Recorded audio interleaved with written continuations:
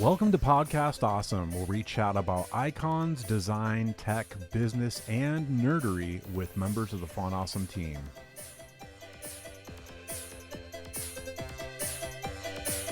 Font Awesome, go make something awesome. Font Awesome, go make something awesome. I'm your host, Matt Johnson. Today I'm chatting with Font Awesome founder Dave Gandy as we discuss the things that you can learn when you fail at business and life. It's not a downer episode, I promise. Dave talks a little bit about flunking out of MIT twice, as well as the lessons they learned during the Font Awesome 5 Kickstarter. I seem to remember when we were talking about the Kickstarter, there were some things that you mentioned you thought were failures, but ended up being a positive, but you didn't know it at the time. The story about the Kickstarter, I think, is particularly interesting.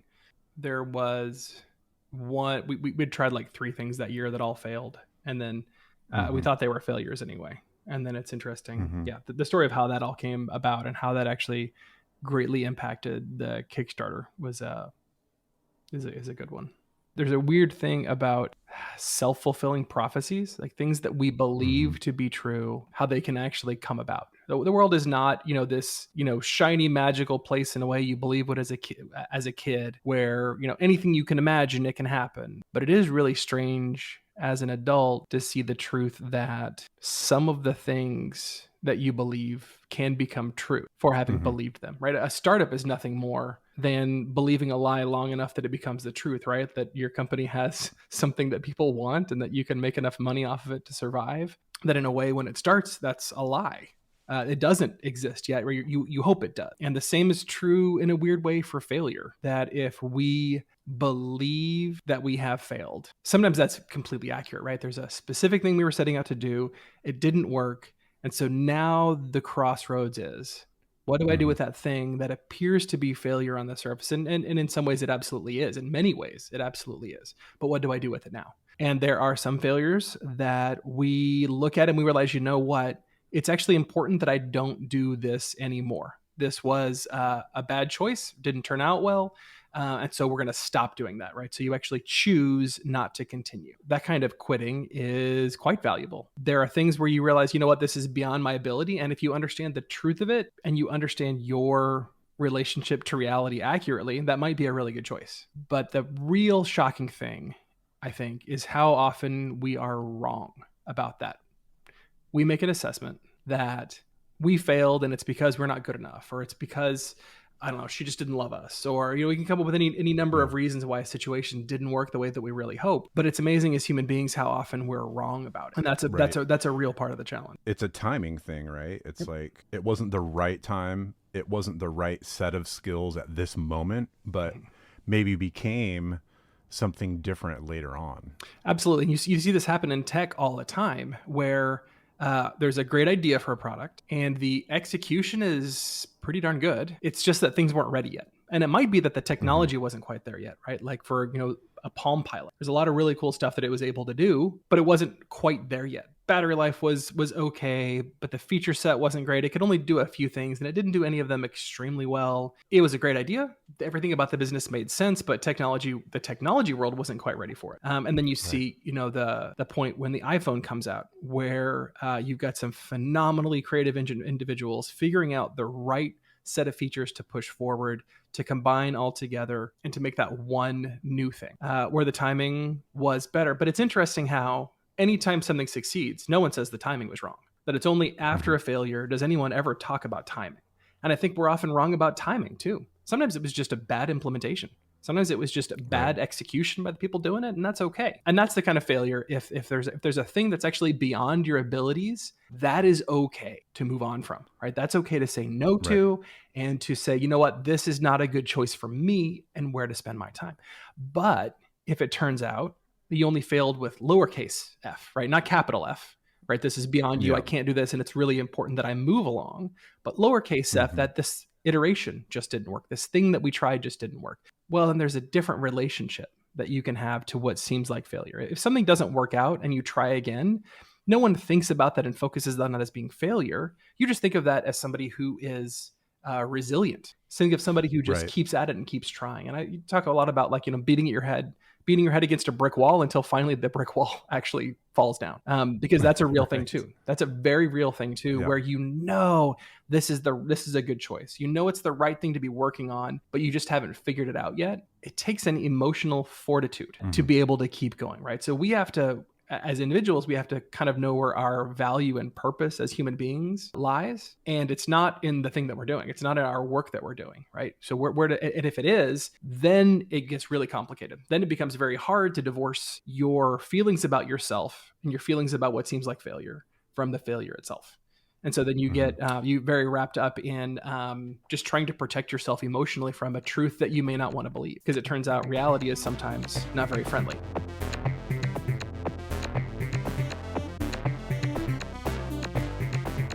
Well, I think we're in such an interesting time too. I mean, around the time that we grew up, there was sort of a positive thinking kind of mantra, and there's actually really interesting studies about that and how that kind of shook out over the decades. I think it was a good course correction in some ways, but I think it can kind of go on hyperdrive too. And I'm thinking of a particular example in the present is that we've been hearing for decades now that you can be whoever you want to be and do whatever you want to do.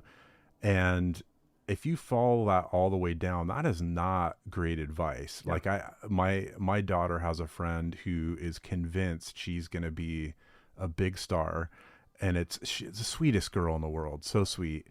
It kind of reminds you of those America's Got Talent tryouts where it's like, sadly, this person does not have the talent, Yeah. But they get a lot out of what they're doing, which is awesome. It's so great. But yeah, I don't know. Where do you, I guess there's like a discernment piece there too, where folks who maybe don't have talent to do certain things need to wake up to reality and actually put their focus where their talents actually are. And that's a wisdom piece, Yep. And that's the right word. The word we're talking about here is reality, because it's only our assessment of success and failure, in order to be accurate, means that we have to understand reality correctly. And that's a real challenge, especially when our own self-worth is wrapped up into it. And so sometimes we don't have enough emotional fortitude to be okay with what reality is. And I think that's kind of one of my goals as a human being is to try to figure out what reality is, no matter what it is, and be okay with whatever that answer is.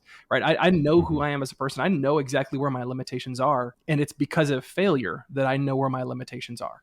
I can tell you exactly how many hours straight I can do. I can do 56 hours straight. I did that in college one time. A group project was bottlenecked on me, and I needed to do the CAD. So I worked for 56 hours straight. People came in and did it after me.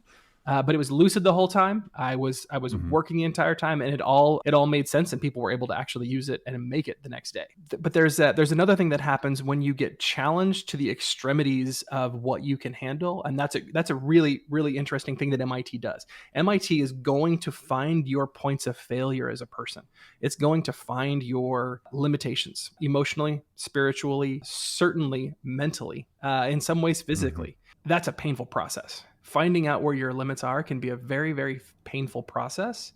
But boy, if you know where they are, and you also understand how limits can grow and change with your own capabilities as you grow, that's a really powerful thing. It's like, it's like going to work out. If I'm going to try and lift 500 pounds over my head, that's going to end pretty poorly. One way or another, that's going to end pretty poorly. But if I know exactly what I can handle right now, but I also know how to develop that skill over time and increase that safely over time while continuing, and the way you do that, right, is the process of practicing, continuing to lift, trying to increase. And that process is inherently painful. And the same thing is true for us in anything that we're going to get better at than we are right now.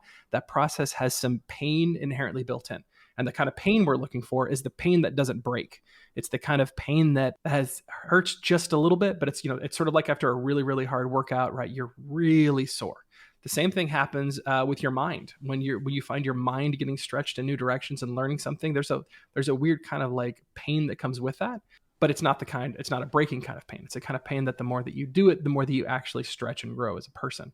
And so finding where those limits are become enormously important, because if we're only ever succeeding in life, that means that we're never trying anything hard enough that truly challenges us. It's actually only in failure that we find out where some of those real limitations are. It's only where failure is really nothing more than reality attempting to introduce itself to us. And the question is, can we figure out the right things to learn?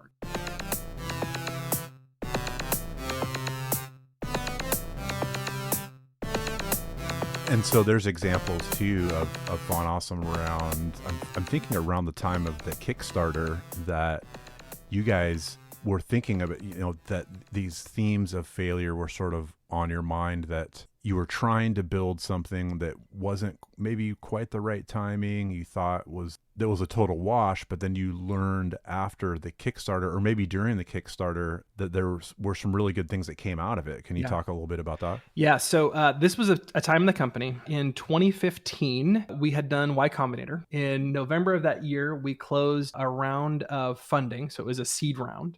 And that was enough to help us to go out and hire 2 folks. So we hired Rob and Brian. They came on board at the beginning of the next year, and that gave us a runway of about a year and a half. And so what we did was we started running what I would call like a major experiment every quarter. We had so many visitors at Font Awesome that really all we needed to do was have one thing work and convert for us into paid, that we could sustain a business of some kind. And so every quarter we were trying something different. The original product we made was called Fort Awesome. Terrible branding choice. It's too similar to Font Awesome, and that creates its own set of problems. But Fort Awesome we wanted to help you not just with your icons, but all of your front end assets. Because it turns out to serve those well, it's its own rabbit hole and underground city that you can go down and live in. So we were going to live down there so that other people didn't have to, so they could get back to the important work. And so you came to us, you uploaded your typefaces, you could upload your own custom icons, and we also handled images and automatic optimization and putting all the stuff on the cloud and making it easy to be able to get to. So we were running a experiment every quarter somewhere around there. So one quarter we finished off and really made Fort Awesome. It's still out there and it's actually a good product. And we have very little churn off of it. Many, many, many people still use it years later, and we still support it with security updates. We don't do a ton of feature development at all on it anymore, but it's still going and chugging along. But and that helped to inform kits somewhat too, isn't that right? Yeah, that's exactly right. We still think we were right about everything in Fort Awesome. It was we just built it in the wrong order, and that's what we were going to discover later that year. So we did that one quarter and finished all that off, and that actually was good work. And we still dog food that. We still use Fort Awesome. FontAwesome.com still uses Fort Awesome kits. Because it's still the easiest way that we know of to deal with images and typefaces and a whole bunch of other stuff. So we ran an experiment with that, didn't get the kind of sign-up numbers that we were hoping. Then we ran another experiment where we started something called Font Awesome CDN. This was for version 4. We knew that ease of use is the killer feature. Our icons are good. The easier they are to use, the better. And we know that CDNs were nice. Just being able to put a CDN link is on there is nice, but you've also got to go in and manually update it when there's a new version. There's just so many kind of nuances around which files do I need to be serving, what's going on with all these little bits. So we created our own service called Font Awesome CDN, where you could go in and you could customize which version it was using, so that you could come in without pushing code. You could come in and update to the latest version. You could also pick whether or not it was using CSS. We also had a new feature starting in version 4.6 called auto accessibility. So we could actually help keep all of your icons accessible. By default, do the right thing for your users without having to know that much about accessibility. All you had to do was throw a title equals on the icon, and we would take care of the rest for the on the accessibility side. Title equals if there's a semantic meaning. Otherwise, it's just decorative, and we'll treat it the right way. We still use that same technology in Font Awesome, and it's still great because you can handle accessibility so easily with very little effort. What we were trying to do is we were trying to get people to come in to Font Awesome CDN and then convert over to Fort Awesome. So we worked for a whole quarter to make that process really, really smooth. We would even go and we had a way to know what icons your site was using. So you could come and put those into a custom kit in Fort Awesome so that you were only serving the ones that your site needed. And we could walk you through that whole thing. So after a quarter's work for 4 people, 3 months for 4 people, we had 1 person sign up that way. 1. Oh, geez. Right. So Yeah. first quarter, what we were trying to do with Fort Awesome looked like a failure. Next quarter, that one looked like it was a failure. And then the third quarter, I can't remember even exactly what the experiment was, but it also didn't work. So then we just kind of started backing up. We were like, okay, what's the simplest change from what people love at Fun Awesome that they keep asking us for? And it's just more icons. Yeah. That's it.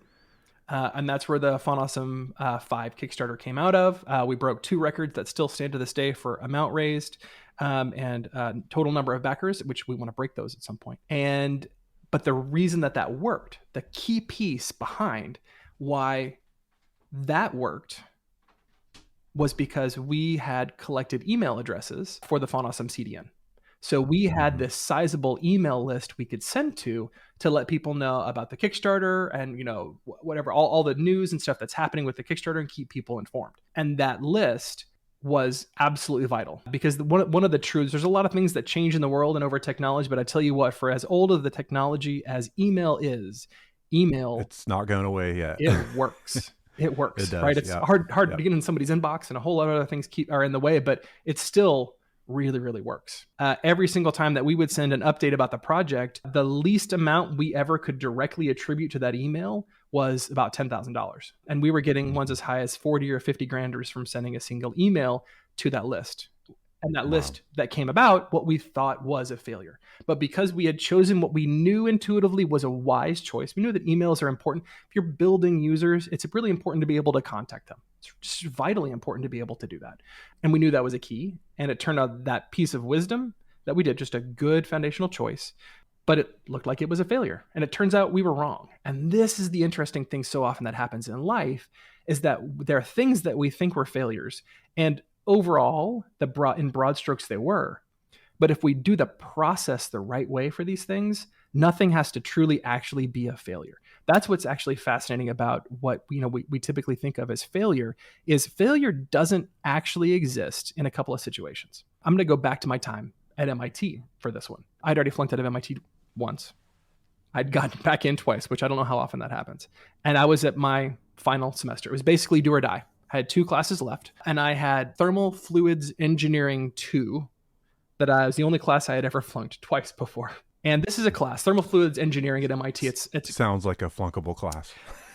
So mechanical engineering is one of the degree programs at MIT that has the most number of requirements to graduate, which no one told me. I didn't know that going in, but also was exactly what I wanted to do. And I'm glad that I did it. And so they had so many requirements, they realized that, 3 thermal fluids classes is too many. We just don't have time in the curriculum to do it. These are important to learn, but we don't have time. So why don't we take 2 MIT classes and condense it down, or take 3 MIT classes and condense them down to 2. When I took it, it was always different because Thermal Fluids Engineering 2, what it can be is so broad. Whoever happened to be teaching at the time just picked a whole different set of things they wanted to learn and teach. And so it was a terribly, terribly difficult class.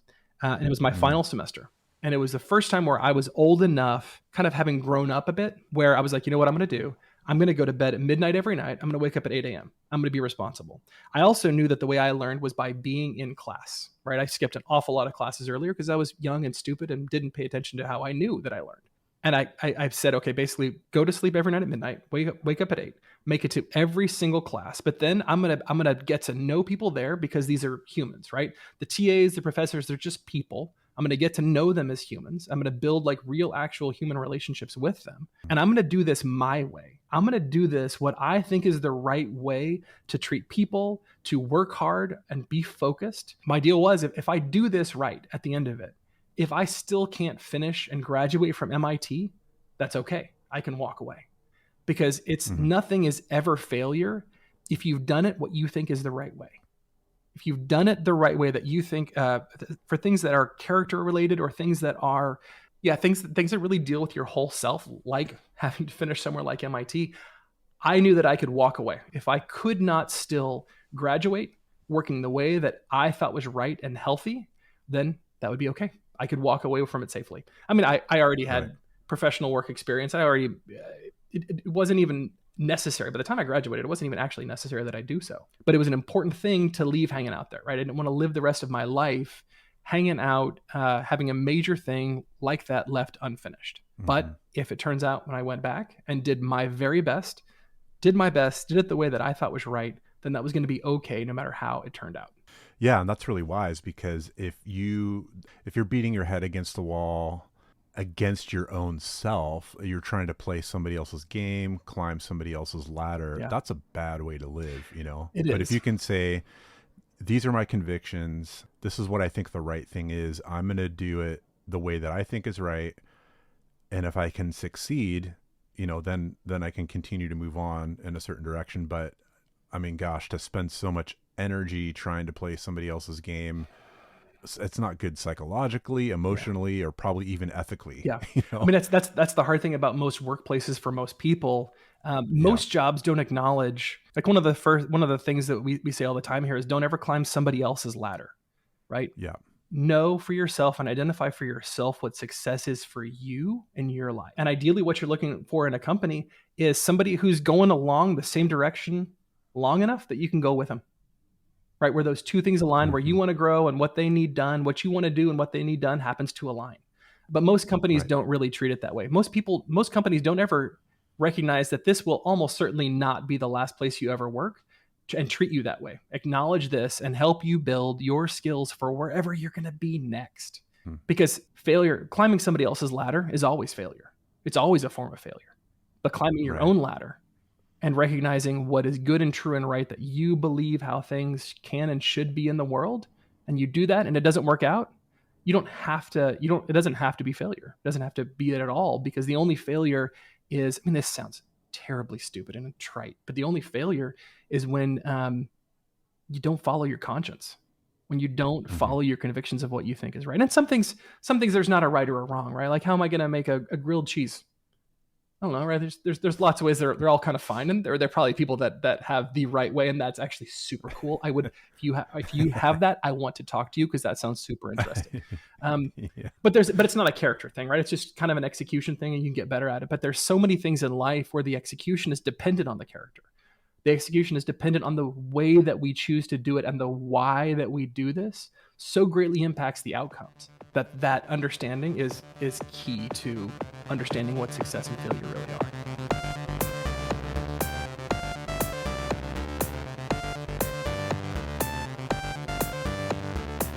To summarize, there's a lot more kind of going down the hole in the details of all these different experiences. If there's somebody out there that's like grinding it out, Yeah. maybe like a young entrepreneur, or maybe somebody who's like in that mode of beating their head against the wall, and they're not sure how they should be assessing things in terms of failure or when to move on or whatever, based on what you've learned, what would be your bit of advice or encouragement to somebody in that space? First and foremost, find somebody to do it next to.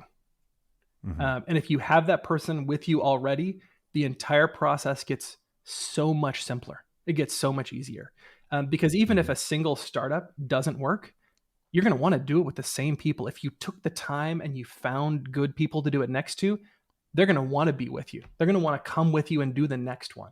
And that's the beauty of treating jobs first and foremost, thinking of the relationships with the people first. You do that part. And that's a part of knowing who you are, figuring out who others are, and relationships that are based on experience-based trust. That's exactly, if you do that, then even if this one thing doesn't work out that the current project is, you can make the decision of whether or not, it might be that this is not work that works for your strengths. This isn't something that you really, really want to do. That's possible, right? And so the key thing, the key reason to do this alongside someone else you know and trust is so that they can help reflect reality back to you as well, right? So that you can do this for each other.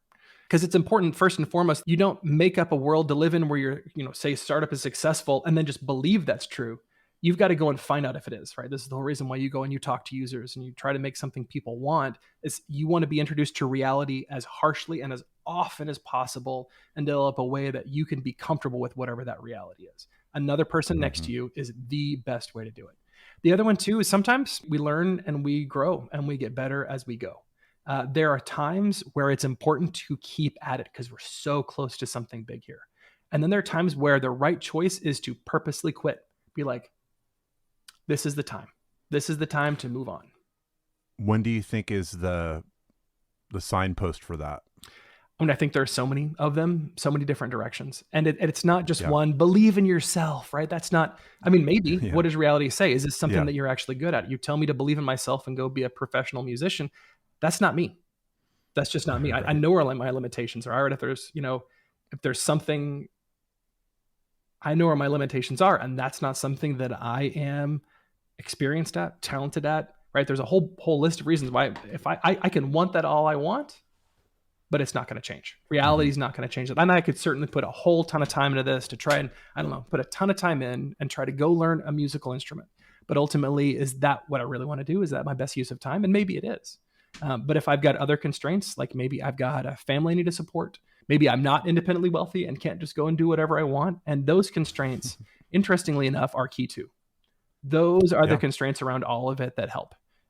Embrace those constraints, see those constraints. But there are the times where it's smart to quit, and there are the times where it's important to push on. Having the right people around you, wise people to ask for advice, man, that cannot be beat. Yeah, it seems like underneath all this stuff, a really key component is just humility. Because if somebody approaches all these things with an attitude of humility and trust is kind of what comes to mind. Is that if there's someone else you share trust with, you trust what they think, you trust their opinion, their instincts, they have a different set of skills than you, and you have humility to hear what they have to say, you're at a pretty good place, because then you can adjust, make changes. They can help you see your blind spots, and then you're not going to be crushed if you see something that's, quote unquote, a failure. You can pivot and use it. Yeah, those are the two things that come to mind for me. And where does humility come from? How do you actually get humility? That's a whole other discussion. And that for many people is one of the most important things to grow up, is to figure out where these important character traits come from and how are you going to find them. And that's not just a brain dump or a life hack. No. That's a character thing. Yeah, those are some of the most important things to figure out in life. Underneath all of the other things, what are the ultimate drivers for you in life? There's nothing more important than to figure out than that. There's nothing more important to figure out than that. It's hard enough to figure out the outside world around us. What's the mechanism for this photosynthesis, this thing that's happening? Trying to figure that out is hard. That's really, really hard to figure out the outside world around us or other people. That's hard too. The most challenging thing to figure out in the world, though, is us, because our own ego is so wrapped up into it. And that's why it is such a challenge to be able to see. And that's why humility is such a key component of that, is that we can't be okay with who we might be. What if right now I am being an absolute jerk, right? What if it's me that needs to change? I need to go find help. I need to do something different. Sometimes that's the answer. And are we going to do it? Are we going to do the work that needs to be done? Or are we going to just believe, no, it's the other person? Because I tell you what, I'm a smart individual. I can always come up with a reason why something is somebody else's fault. And humility is a key component of that. It's one of the things that we look for most in people we hire, is humility. The ability to be able to say both, I was wrong and I don't know.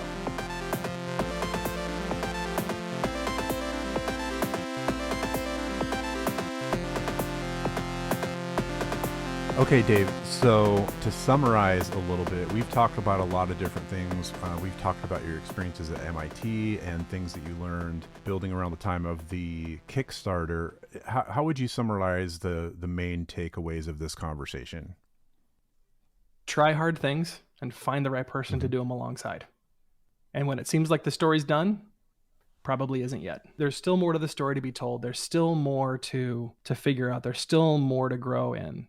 And the only real failure is giving up, giving in, not making. There are two kinds of successful failures. There's choosing to stop because you think it's the wise choice. And there's choosing to go on because you think it's the wise choice. Somebody else alongside you, the right person next to you, can help you figure out which one of those it is. The only really awful one is that you get so wrung out that you just stop going on and don't make the conscious choice yourself. And wrapped up in all that too is try and find somebody that you can trust and walk through this stuff with humility. which would be its own conversation all on its own. Yep, that's exactly right. See, I told you this episode wouldn't be so much of a bummer. So the big takeaway here is, I don't know, maybe if you're not failing, you're not trying stuff that's hard, and you're not going to have an opportunity to learn. You don't want to do that. So thanks, as always, for listening in. And this podcast was produced and edited by yours truly, Matt Johnson. I want to thank Dave for coming on the show. And the theme music of the Font Awesome podcast was composed by Ronnie Martin, and audio mastering was done by Chris Enns at Lemon Productions. Oh, and one more thing before I forget, if you like the podcast, please pass it on to your friends and subscribe wherever you get your podcasts. Please give us a rating and review. We'd really appreciate it.